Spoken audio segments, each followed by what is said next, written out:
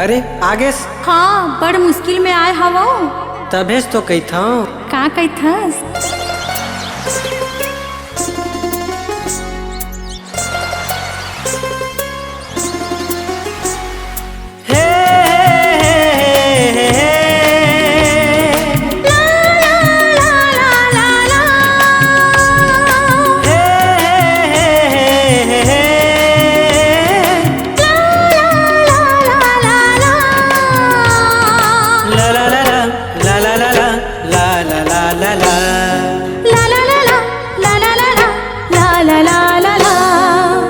छुप के मिलना ठीक नहीं है गुरिया, कोनो मंदिर में जाके शादी करा ले वो।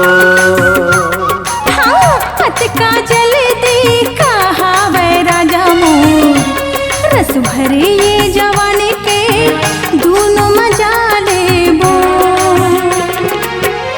एक जन्म का 7 जन्म तक, एक जन्म का 7 जन्म तक, 7 फेरा हम परा लेबो, परा लेबो। का जल्दी कहावे राजा मोर, रस भरी ये जवानी के दोनों मजा लेबो।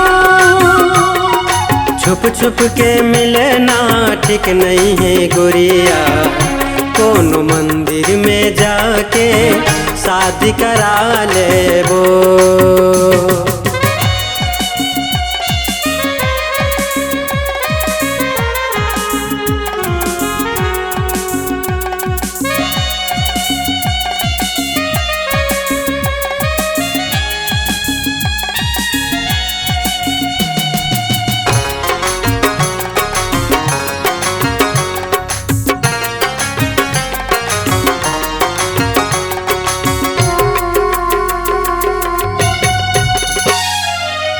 देख लही ये बैर जमाना, का कह के वो करबो बहाना। हाँ देख लही ये बैर जमाना, का कह के वो करबो बहाना। झलकर चिंता ये दुनिया के, माया के गाड़ी लागू बढ़ाना।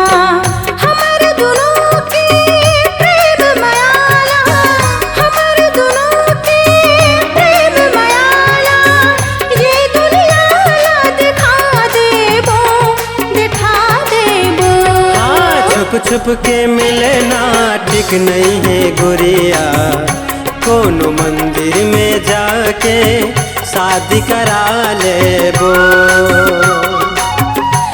का जल्दी कहावे राजा मोर, रस भरे ये जवानी के दोनों मजा लेबो।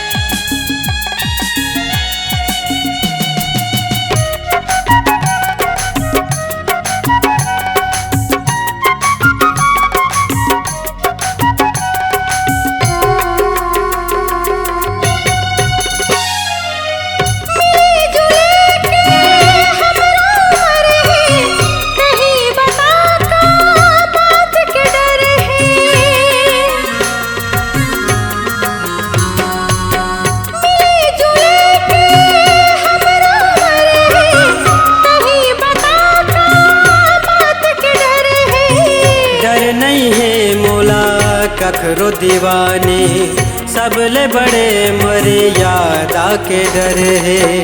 तय दुल्हन में दूल्हा बन के, तय दुल्हन में दूल्हा बन के, एक दूसर माँ समा जाबो, समा जाबो।